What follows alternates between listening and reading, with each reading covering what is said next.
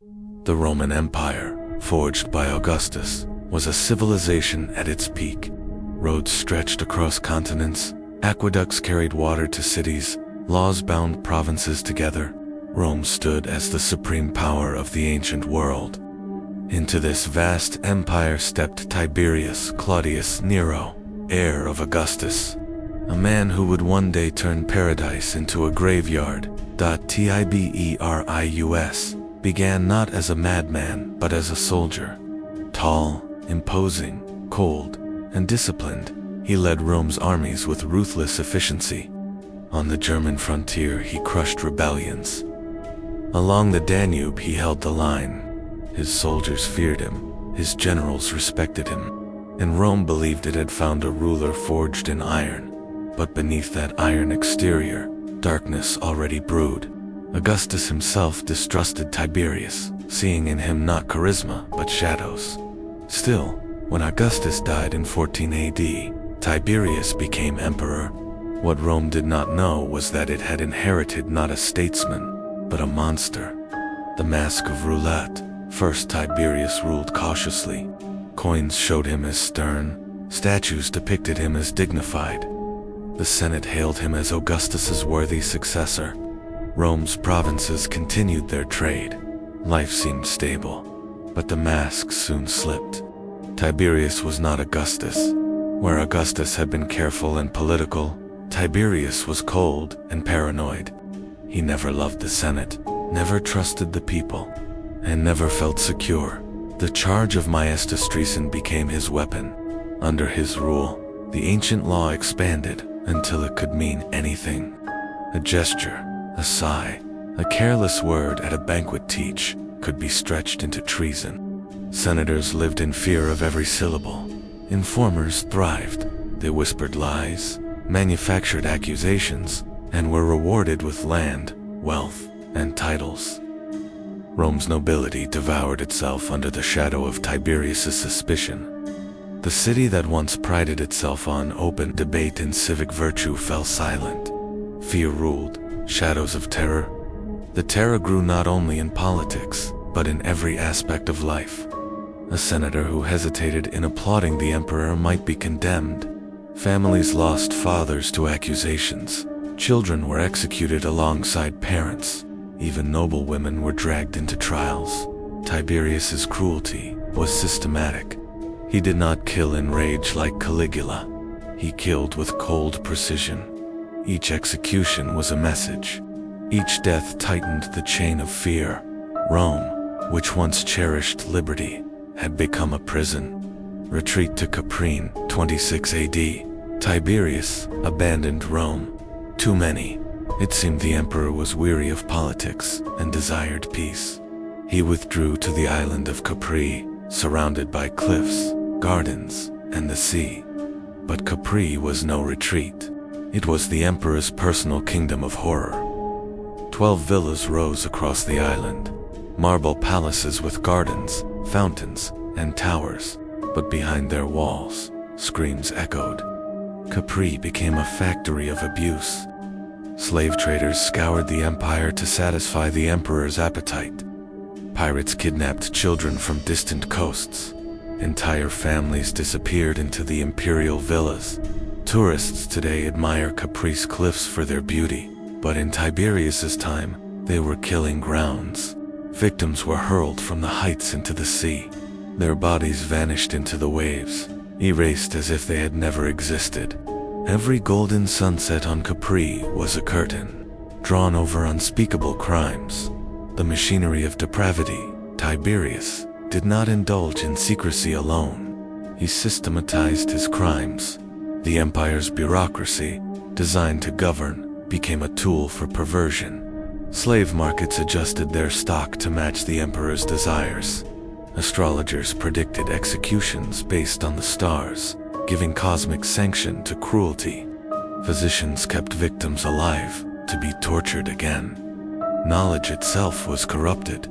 Medicine, religion, philosophy disciplines meant to serve life were bent into justifications for horror. Innocents, destroyed children were the easiest prey. Rome's legal system offered them little protection. Mothers were forced to watch their children violated. Virgin priestesses, once sacred, were reduced to toys. The noblest bloodlines of Rome were shattered by imperial lust. Tacitus and Suetonius describe Capri as a school of abominations.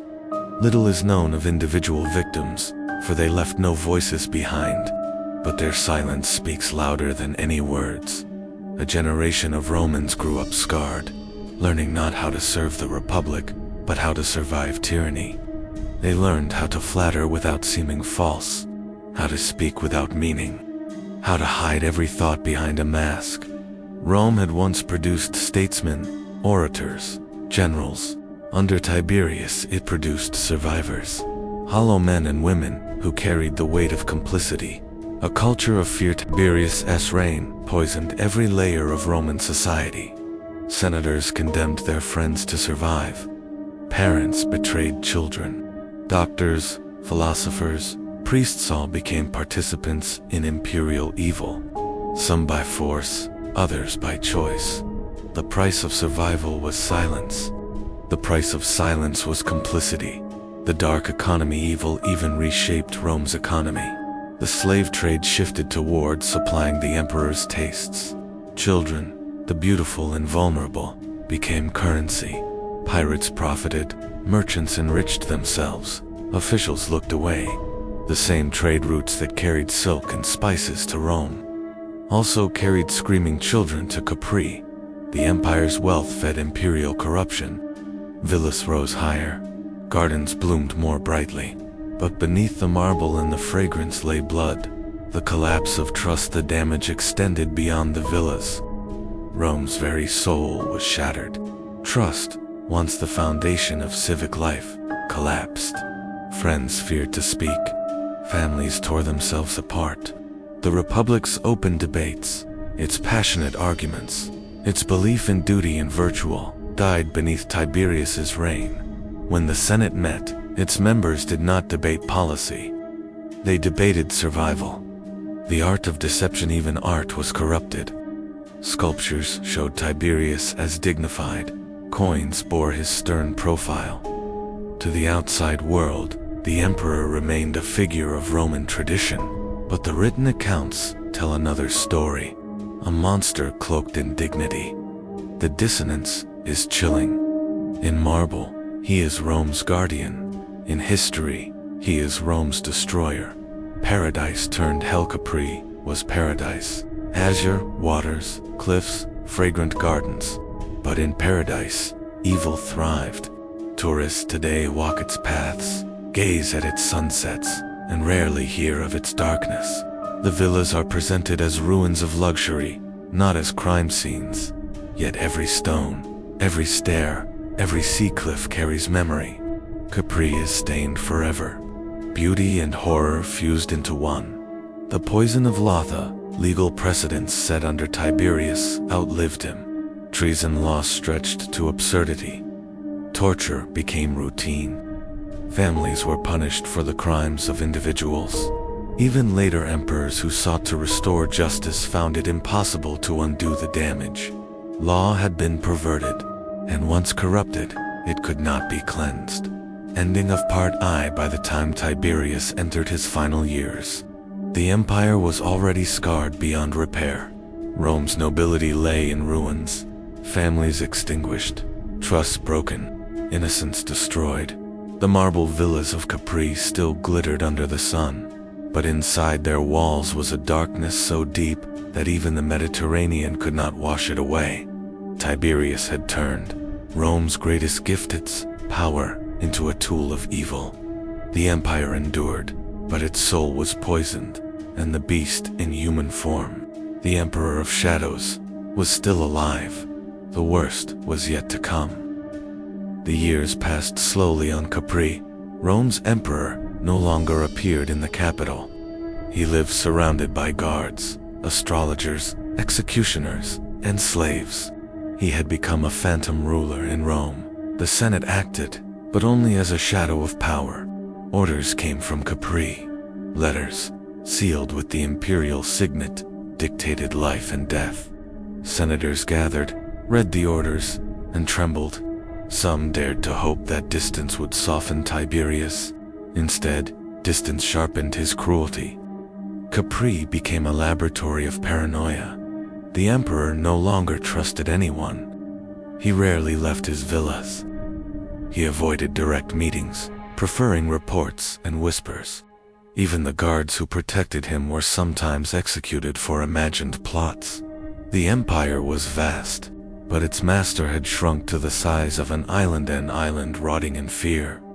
The rise of Sejanus in Rome. One man rose in power, Lucius Aelius Caesar, commander of the Praetorian Guard. While Tiberius hid on Capri, Sejanus controlled the capital. He reorganized the guard, concentrating it in a single camp, making himself Rome's true power. Sejanus played the Senate like a harp. He eliminated rivals, accused noble families of treason, and sent their wealth to the emperor. Tiberius, suspicious of all, trusted Sejanus more than anyone. Letters from Capri praised him, granting him honors, allowing him to share tribunician, power the first step toward becoming co-ruler, Rome whispered. Perhaps Sejanus would succeed Tiberius. Perhaps the emperor had already chosen. But ambition is dangerous in a world ruled by paranoia. The fall of Sejanus in 31 AD, the wheel turned. Tiberius, informed of Sejanus's hidden plots to seize the throne, struck. A letter arrived in Rome, read aloud in the Senate. At first, it seemed to praise Sejanus. Then, with sudden venom, it ordered his arrest. Sejanus, once feared, was dragged through the forum, his statues toppled, his body torn apart by the mob. His children were executed, his allies destroyed. Rome's terror deepened. If Sejanus, the emperor's most trusted man, could fall, then who was safe? The fall of Sejanus did not restore peace. It made things worse. Tiberius, having betrayed his closest ally, now trusted no one. Every senator, every general, every priest was a potential conspirator.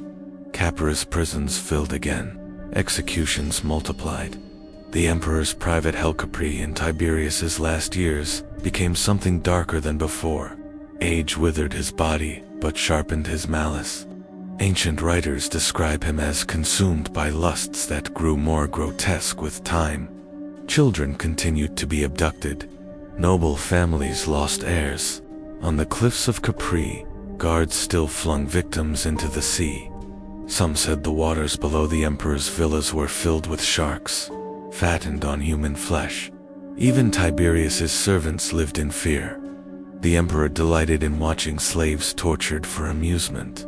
Punishments grew inventive: starvation, burning, mutilation. The villas of marble and gold were soaked in blood. And yet, outside Capri, Rome's people saw little of this. The empire functioned. Roads were maintained. Trade continued. Armies defended the borders to the provinces. Rome was still Rome. Only in the capital and on Capri did the rot reveal itself fully. This was the most frightening truth. A civilization could endure, even flourish, while its soul decayed at the top. The heir of Shadows Tiberius had no simple heir. His own son, Drusus, had died years earlier, poisoned, many whispered, by Augustus's bloodline lived in his grandnephew Caligula, son of the beloved Germanicus. Caligula, still young, lived with Tiberius on Capri, watching, learning, surviving. Some say Caligula mastered the art of masking his hatred. He flattered Tiberius, obeyed him, endured his cruelty. Tiberius saw in him both a threat and a continuation. Alongside Caligula lived another potential heir, Gemellus, Tiberius's grandson. The old emperor, uncertain, kept both close, perhaps to test them, perhaps to torment them. Rome waited, holding its breath. Who would inherit the empire? The scarred youth who had grown up in the house of horrors, or the innocent boy? The emperors declined by 35 AD. Tiberius was in his 70s, an age few Romans reached. His body failed, but his mind remained sharp, venomous. He wrote letters to the Senate filled with bitter sarcasm. He mocked their servility, calling them slaves even as they groveled. He accused men of treason for trifles, sometimes for silence itself. The Senate, humiliated, still obeyed. Senators wept openly in the forum, begging for mercy, voting temples and honors to a man who despised them. Rome's dignity had vanished. The empire's rulers had become masters of humiliation. The death of Tiberius in March 37 AD. Tiberius left Capri for the mainland. He stayed at a villa in Capri. His health was failing. Fever gripped him. The empire held its breath. At first it seemed he would recover. Rumors spread. The emperor had eaten, spoken, even demanded food. Panic struck the would-be heirs. Had he risen again? Would his reign continue? But then, death came. Accounts differ. Some say Tiberius died naturally.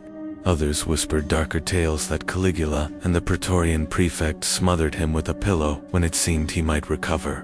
What is certain is this. On March 16th, 37 AD, Tiberius was dead. The Senate erupted in joy. Prisoners were freed. Executions halted. Rome breathed again. After more than 2 decades of terror, the Emperor of Shadows was gone. The legacy of horror, but Tiberius's death did not erase his reign. His shadow lingered.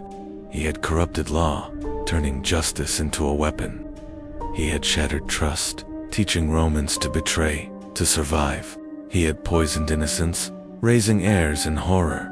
Most of all, he had shown that Rome's greatest enemy was not barbarian armies or distant kings. It was the corruption of power itself. The empire had survived Augustus. It had survived Tiberius. But it would never again be the same. The monster's gift Caligula, raised in Capri's darkness, now took power. At first, Rome rejoiced. The people adored the son of Germanicus. They hailed him as a savior after years of terror. Statues rose, sacrifices burned, crowds cheered. But inside him, the shadow of Tiberius lived on. The boy who had survived Capri carried the lessons of cruelty, lust, and paranoia. Within months, Rome realized the truth. The empire had traded one monster for another. The meaning of Tiberius' history remembers Tiberius as many things: a brilliant general, a cautious ruler, a paranoid tyrant, a man who turned paradise into hell. But, above all, he is remembered as the emperor who revealed the fragility of Rome's greatness. For all its roads, laws, and armies, Rome could not protect itself from the corruption of one man. Capri remains beautiful. Tourists wander its gardens, sail its waters, gaze from its cliffs. Few remember that beneath the beauty lies a graveyard of souls. Few hear the echoes of screams carried by the wind. Tiberius is gone, but his darkness lingers in history, in memory, in the eternal question of power. Closing words: the story of Tiberius is not only Rome's story, it is a warning across time. Civilization can be strong, prosperous, admired, and still rot from within. One man, armed with suspicion, lust, and absolute power, can poison an empire, and sometimes the greatest monsters do not come roaring in battle. They sit in palaces, write letters, smile in marble statues, while building kingdoms of shadows.